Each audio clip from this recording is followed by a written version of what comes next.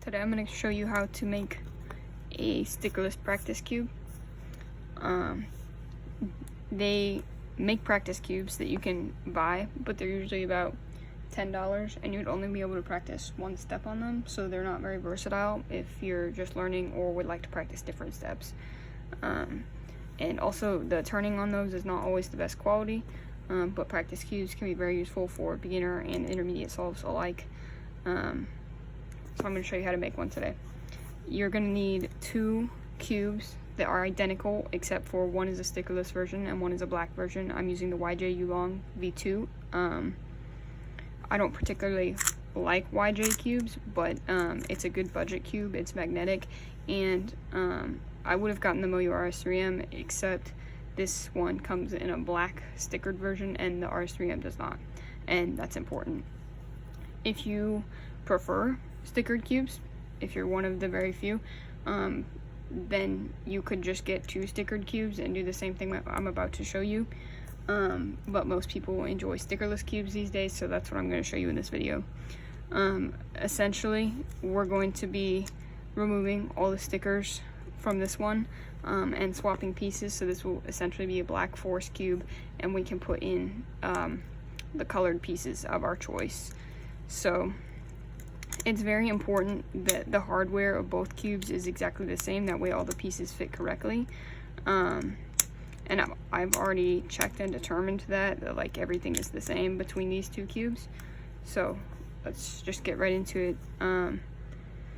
Basically, all you're gonna need obviously is the cubes and then a sticker scraper. You could also use your fingernails, but it's gonna be a lot easier with this, and I'll show you how to do it. Essentially, this has 2 sides. They're basically the same, but you want to get the beveled edge and pry up the corner of the sticker just like that, and then you can just peel it off with your hand the rest of the way, or use the scraper the rest of the way. And then I don't really think this would stick to another cube, so I'm just going to put them aside and throw them away later. So then you can go ahead and repeat that for the rest of the stickers.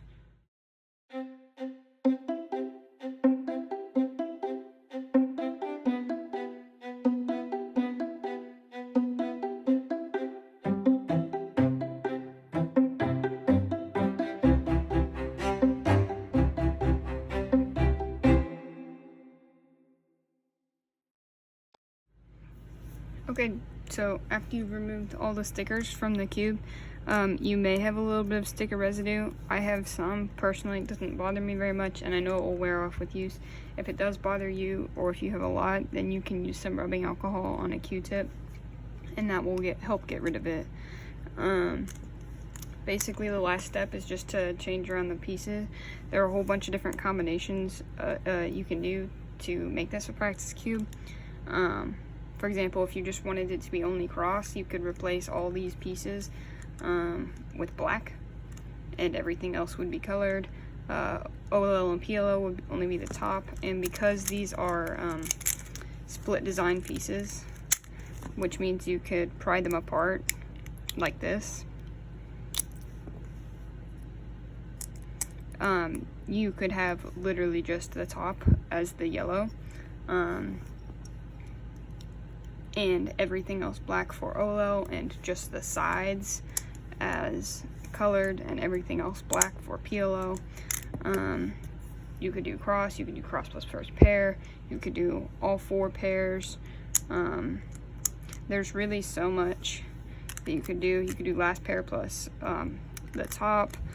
So I'm gonna off camera take these apart and rearrange them and show you a few different combinations that I would end up using. So a way that I might do this is for if you want to just do PLO and OLL, you could do that on your last layer. If you just wanted OLL, I could take off the blue part, replace it with the black, and do that for all the pieces around. Something for F2L might look something like this.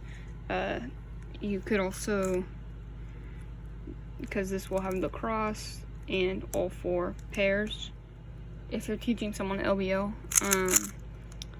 and you need to have them understand the basics of, you know, making that cross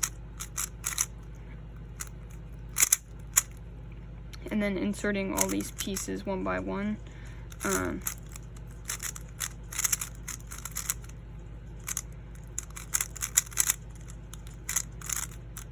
This is definitely a way you can do that.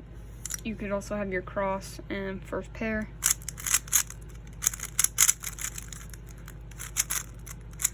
Which could either be used to help you practice either making an X cross, if you use X cross scrambles on like CS timer, or the GAN timer, or it could just help you plan ahead for that first pair, which I did not do.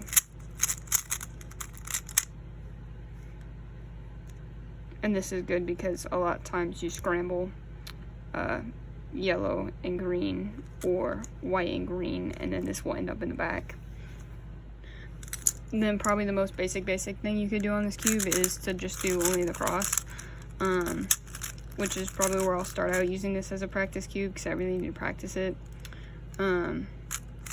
I can plan my cross ahead of time, but it's never like, oh, I'm gonna do RUD whatever to get it done. It's just like, all right, I'm gonna put this piece there and then see what happens to everything else.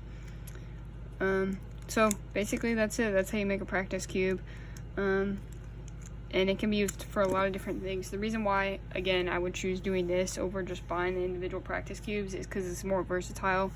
So you can change it for your needs, like as you grow or as you decide to practice other steps.